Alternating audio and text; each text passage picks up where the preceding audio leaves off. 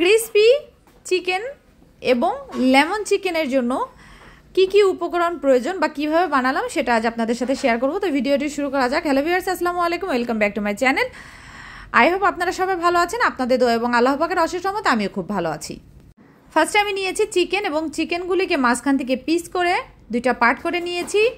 এরপরে দিয়েছিলাম লবণ, এখন দিচ্ছি লেমন, কারণ চিকেনটা যাতে মেরিনেট হয়ে যায়, সাথে সাথে দিয়ে ফ্রাই করাটা আর কিছুক্ষণ রেখে দেওয়াটার মধ্যে অনেকটা ডিফারেন্স।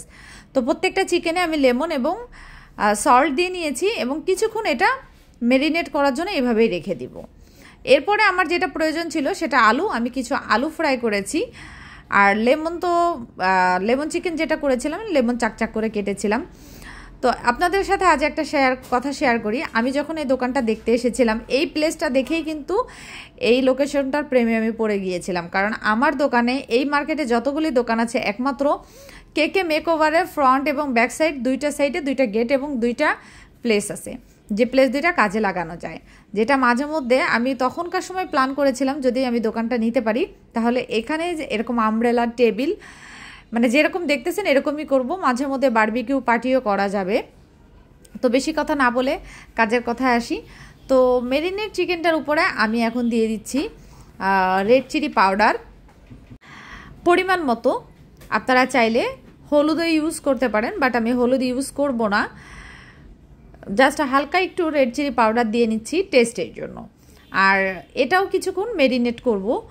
বাকি আমার যা যা প্রয়োজন হবে সেগুলো হচ্ছে চুলা, ফ্রাই প্যান এবং মাল্টিপ্লাগ। তো সব কিছু আমি এখানে নিয়ে রেডি হয়ে হাজির হয়ে গেলাম। মাল্টিপ্লাগ এখানেই আছে। চাইলে টেবিলটা নিচেও দিতে পারতাম, বাট টেবিলটার উপরেই দিলাম, কারণ নিচে বসে ভালো লাগবে না। আর এখন যেটা দিচ্ছি সেটা হচ্ছে কর্নফ্লাওয়ার পরিমাণ মতো দিবেন, বেশি না আর বেশি কম না। তেল গরম হওয়ার পরে ফ্রাই প্যানের উপরে আমি এক পিস করে চিকেন দিয়ে নিচ্ছি।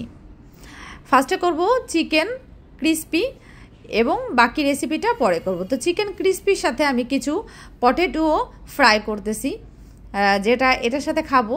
তো আমার যেহেতু কোনো সস আনা ছিল না বা সস বানানোর টাইমও ছিল না, সারাদিন ব্যস্ততার ফাঁকে একটু ছোট্ট একটা পার্টি করলাম। তো আমি সসটা লেমন দিয়ে আলাদাভাবে বানিয়ে নিয়েছিলাম। তো আপনারা চাইলে এখানে সস বানিয়েও নিতে পারেন বা সস দিয়েও করে খেতে পারেন। তো পটেটো যেটা ফ্রাই করেছি সেটা বেশিক্ষণ রাখতে হয়নি। আর আমার চিকেন আগের থেকে মেরিনেট করে রাখার জন্য চিকেনও কিন্তু বেশিক্ষণ রাখা লাগেনি। তো চুলাটা আমি লো হিটেই দিয়ে নিয়েছিলাম। যেটা ফ্রাই করে লো ফ্রাইতেই দিয়ে নিয়েছিলাম। লো ফ্রাইতে দিয়ে এটা একটার পর একটা করেছি। তো আপনাদের কাছে আমার ভিডিও কেমন লাগে অবশ্যই আপনাদের মূল্যবান মতামত জানাবেন। আর আমার ভালো লাগে আপনাদের সাথে সব কিছু শেয়ার করতে। তো চিকেন ক্রিসপি হয়ে গিয়েছে। এখন এটা লাস্ট পিস ছিল চিকেন ক্রিসপির। এখন আমি চিকেন লেমনটা করব। এর মধ্যে আজকে আমার দুইটা স্টাফ ছুটিতে ছিল, যেহেতু আজকে ফ্রাইডে।